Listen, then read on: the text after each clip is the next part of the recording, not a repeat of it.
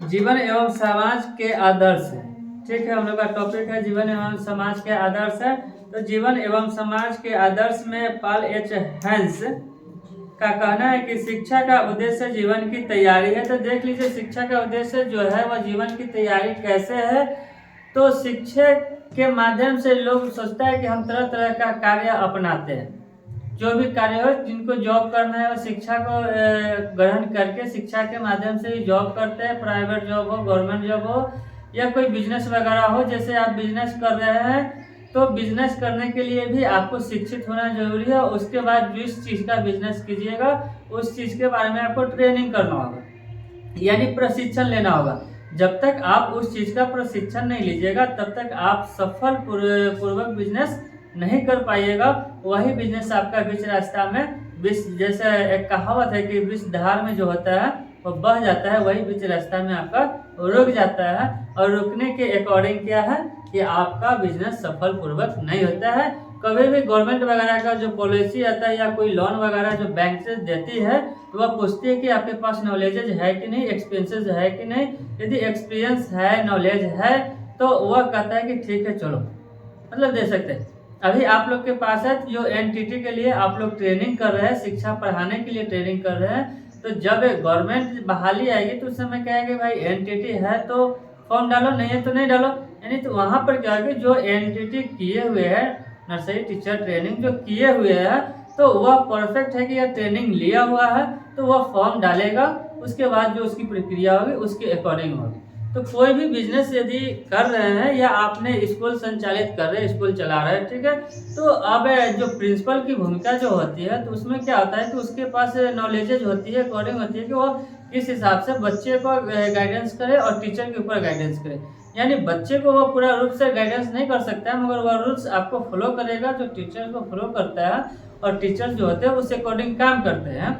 तो वहाँ पे प्रशिक्षण की बात आती है। यदि जिसके पास प्रशिक्षण न हो, खोलने के लिए बहुत सारे स्कूल खोल लेते हैं और खुद ही सोचते हैं कि हम सब चीज़ कर ले, उनके पास जानकारी नहीं होता है। तो जानकारी के अभाव में, नॉलेज के अभाव में क्या होता है कि उनका पैसा तो बर्बाद हो जाता है, पैसा लगता है और वह डूब जाता है। बिजनेस या कोई भी हो या फैक्ट्री वगैरह जो होता है, तो किसी भी चीज़ में चाहिएगा तो वह प्रशिक्षण जरूरी है। और जहाँ पर एक शिक्षा का जो है तो जीवन जीने का जो उद्देश्य है और जीवन जीने की जो तैयारियां कराती है, तो आप शिक्षित हैं तभी कराती है, कर पाइएगा। यदि आप शिक्षित नहीं है तो नहीं कर पाइएगा, ऐसा है। पुनर्ता में जीवन व्यतीत करने का अभिप्राय यथासंभव समायोजन एवं अपने को सुखी बनाना है। देखिए यहाँ पर कह रहा है, जब आप सफल पूर्वक सफल नागरिक बन सकते हैं, सफल व्यक्ति बन सकते हैं, सफल माता पिता बन सकते हैं, तो जीवन आप अपना ऑलरेडी सुख में बिता सकते हैं। यदि किसी भी पर्पस में आप नहीं हुए, सक्सेस नहीं हुए, फेल हो गए, तो न सफल माता पिता बन सकते हैं, न सफल व्यक्ति बन सकते हैं, न सफल नागरिक बन सकते हैं। यानी कहीं से सफल नहीं सही ढंग से हुआ तो कहीं से आप सफल नहीं हो सकते। वह न अपने लिए हुए और न किसी और के लिए हुए। ये नहीं है कि हम अपने लिए हो गए, किसी और के लिए नहीं, तो ऐसा नहीं है। जब हम सफल हो जाएंगे तो हम सबके लिए हो गए, सफल नहीं हुए तो किसी और के लिए नहीं हुए। न राष्ट्र हित में जाए या परिवार हित में जाए या समाज हित में जाए, किसी के हित में नहीं जा सकता है। उपयोगिता का अर्थ सेवा करना होता है और अथवा कोई भी ऐसे कार्य जो मानव जाति को भौतिक अथवा आध्यात्मिक उन्नति में एक अथवा दोनों में सहायक हो, उपयोगिता के अंतर्गत माना जाता है। यहाँ पर कह रहा है कि उपयोगिता, यदि आप शिक्षित हैं, उपयोगिता के आधार पर अर्थ क्या होता है, सेवा करना होता है। ठीक है, जैसे मान लेते हैं कि हम जो पढ़ा रहे हैं, ठीक है, हम पढ़ा रहे हैं, मेरा कार्य है पढ़ाने का, हम भी एक तरह की सेवा ही दे रहे हैं आप लोग को। यदि नॉलेजेज है मेरे पास तो हम दे रहे हैं, जिसके पास नॉलेजेज होता है वह देता है। आप टीचर जब बनिएगा तो वहाँ पर भी एक सेवा का भाव दीजिएगा। यानी बच्चे को जो पढ़ाइएगा वह कहीं ना कहीं आप, एक तो आप वर्क कर रहे हैं, तो वर्क कर रहे हैं वो अलग है, मगर वर्क के अकॉर्डिंग आप सेवा कर रहे हैं ना। वह किसी भी फील्ड में जाइए, यानी कि टीचर में हो या कोई में, किसी भी फील्ड में जाइए तो सेवा की जो भाव होती है वह शिक्षा के माध्यम से होता है। यदि आपके पास नॉलेज नहीं है, आप न टीचर है, न प्रिंसिपल है और ना कलेक्टर है, ना एसपी, ना डीएसपी, यानी कोई भी पोस्ट पर नहीं है और एक आम नागरिक है। अब आप गए कहीं ऐसे आए गए, तो वहाँ जो होता है किसी एक पर्सन को सेवा करना सेवा के भाव नहीं होता है। किसी एक पर्सन को खुश कर देना वह आप मतलब पूरा दुनिया को खुश नहीं कर दिए या अपने समाज को खुश नहीं कर लिए, तो एक पर्सन से कोई भी विकसित नहीं होता है। तो जो सेवा के भाव होता है वह शिक्षा के माध्यम है।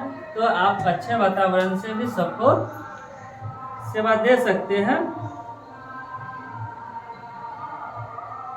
और कह रहा है कि भौतिक अथवा आध्यात्मिक उन्नति में एक अथवा दोनों में सहायक हो सकते हैं, उपयोगिता के अंतर्गत माना जाता है। इस कथन से स्पष्ट है कि वही उद्देश्य उपयोगी होता है जो जीवन एवं समाज के आदर्शों को प्राप्त करने में सहायक होता है।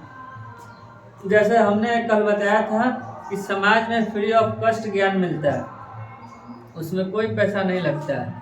स्कूल में जाइएगा, कॉलेज में जाइएगा या कहीं भी जाइएगा तो पैर जो डालिएगा ना, तो पैर डाल के गेट से अंदर घुसिएगा तो उसका भी चार्जेस लगता है। ठीक है, शोरूम में भी जाइएगा उसका भी चार्जर लगता है, क्योंकि वह सब जोड़ा रहता है, ऐड किया रहता है। उसका सामान खरीदिएगा तो चार्जेस आप पर जुड़ जाएगा। मगर समाज में क्या होता है कि फ्री ऑफ कॉस्ट ज्ञान मिलता है।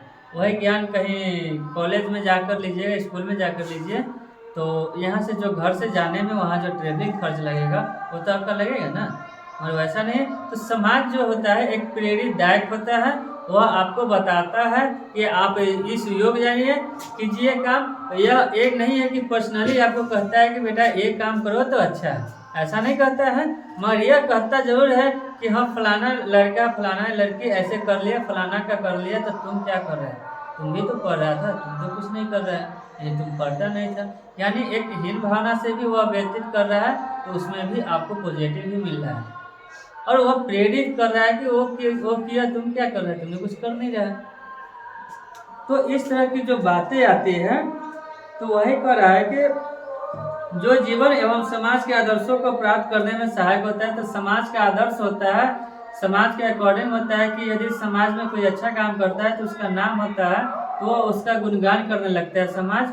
और वहाँ पर क्या होता है, सभी लोग उसको अच्छा बोलते हैं। यदि वह कितना भी गलत हो और कोई अच्छा कार्य कर लेता है तो यह उस समाज का नाम रोशन कर देता है, तो वहाँ सभी समाज क्या होते हैं, उससे प्रसन्न हो जाते हैं ना। अब देखिए कि कह रहा है कि जीवन तथा समाज के आदर्श क्या है। तो आदर्श के बारे में भी जान लीजिए कि जीवन तथा समाज का आदर्श क्या है। तो एक दूसरे के विरोधी है अथवा एक दूसरे के पर्याय है। जैसे हमने अभी आपको क्या बताया ना कि जैसे एक दूसरे का क्या करेगा, वो कहेगा कि मतलब फलाना कर लिया, तुम कर ही नहीं रहा, तुम क्या नहीं, तुम क्या किया, कुछ नहीं किया, पैसा बर्बाद किया, ये किया वो किया। विरोधी यहाँ पर विरोध वो कर रहा है, और विरोध कर रहा है फिर भी उसमें गुणवत्ता छिपा हुआ है। तो आपकी विरोध कर रहा है कि तुमने कुछ किया नहीं, यानी आपको प्रेरित कर रहा है। और यदि आपके पास लग रहा है कि नहीं हमको करके दिखाना है, करके जब दिखाने की बात आएगी तो आप पूरा मेहनत करना चालू कर दीजिएगा। वही यहाँ पर कह रहा है कि एक दूसरे के विरोधी है अथवा एक दूसरे के पर्याय है।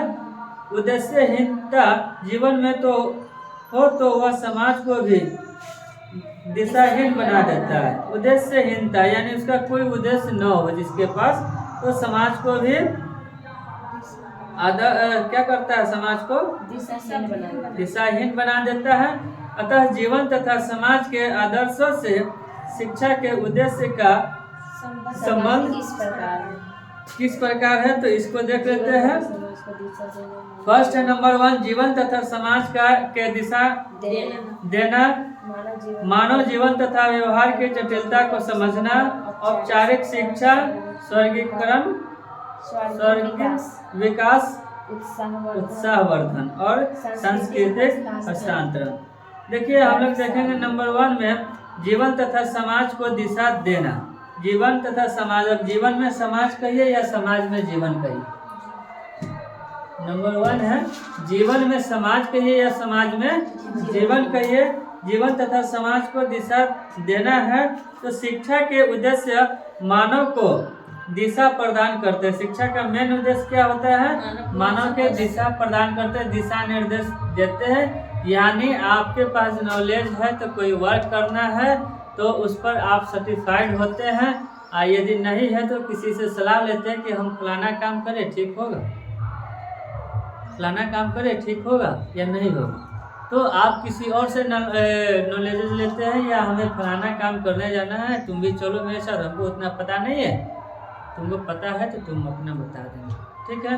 यदि शिक्षा है, आपके पास यदि जानकारी है उस चीज़ के बारे में, तो आप उस व्यक्ति को दोबारा फिर कहिएगा या पूछिएगा, नहीं पूछिएगा। तो नॉलेज तो वही कह रहा है कि शिक्षा के उद्देश्य क्या है? मानव को दिशा प्रदान करना। यानी शिक्षा है तो वह दिशा निर्देश देता है, क्या करना है, नहीं करना है, कैसे करना है, इसके बारे में बताता है। मनुष्य का चरम लक्ष्य क्या है?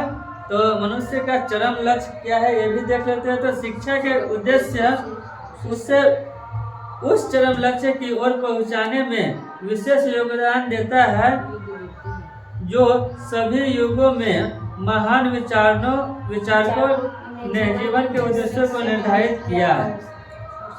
तो आप देख लीजिए यहाँ पर, जैसे महान में देखिएगा पंडित जवाहरलाल नेहरू, महात्मा गांधी, सर्वपल्ली राधाकृष्ण, स्वामी विवेकानंद, गौतम बुद्ध, मतलब इस तरह के बहुत सारे हैं। या कोई भी नेतागण में ही देख लीजिएगा, कोई भी नेतागण होता है तो वो भी उनका भी एक नाम लिखा जाता है। कोई भी मंत्रिया वगैरह होता है तो उनका भी एक रिकॉर्डेड हो जाता है, जो इतिहास में फिर दोबारा नाम लिया जाता है।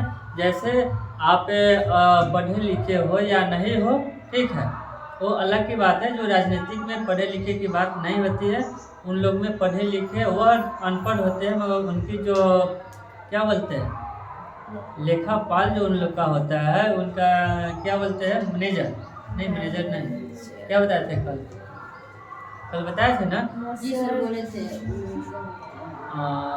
उन लोग का भी शिक्षा शास्त्री होता है, क्या 2-3 गो और मतलब है, समझे।